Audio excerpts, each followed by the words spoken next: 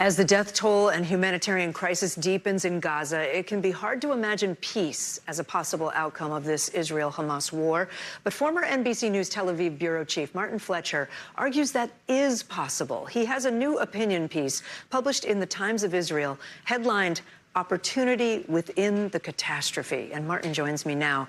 Martin, you've reported on this area, on this region for so long, on conflicts between Palestinians and Israelis for decades, really. What is the point you're making in your op-ed piece? Well, Kate, look, one has to look towards the future. The scenes we're seeing from Gaza and that we saw on October 7th are so horrific. We can't push that away. It's almost naive to talk about peace in the future at this point. But nevertheless, that's what we have to be focusing on. And that's what we're talking about when President Biden insists that Prime Minister Netanyahu talk about the day after. What's going to happen the day after? So what in Gaza?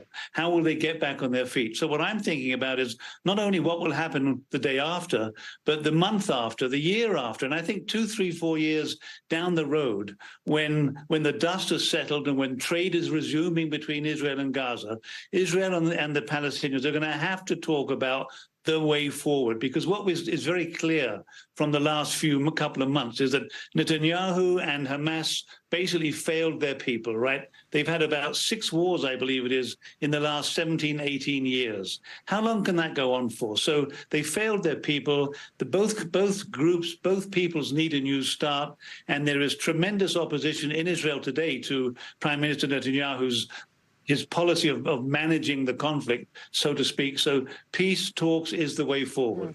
Not just within Israel. I want to talk about President Biden's words. His tone seems to have changed in the last couple of days. He warned Netanyahu that he's losing support worldwide. Do you expect any of that to change Netanyahu and his approach to the war? Well, Prime Minister Netanyahu has already said that it will not change his approach to the war. He said very specifically that they're going to continue to prosecute the war. They're probably going to keep troops inside Gaza when the fighting ends. And there's no clear way forward yet about what will happen to Gaza when the fighting ends, which is what Biden wants Netanyahu to focus on. Netanyahu says, I can't focus on that. I've got to focus on winning the war and getting the hostages back. So Netanyahu and Biden are in an increasing conflict at the moment.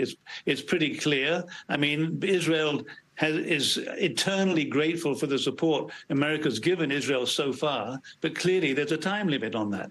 And President Biden is beginning to, as somebody wrote, I believe today, at one point he had a calendar for the conflict. Now he's got a stopwatch.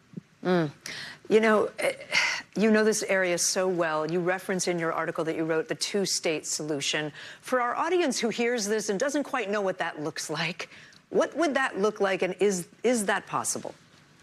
Well, it has seemed in the past possible, then it moved to impossible, then people talked about the peace process leading to a two-state solution, and then we all said, well, that process is dead, there is no peace process. However, a two-state solution obviously is actually the only way this is going to end up, one way or the other. That's what the new United Nations in 1947 proposed, a partition of the land, a state for the Jews, a state for the Arabs. The Jews said yes, the Arabs went to war.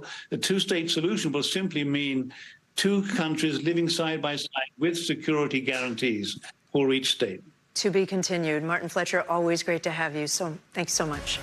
Thanks for watching. Stay updated about breaking news and top stories on the NBC News app or follow us on social media.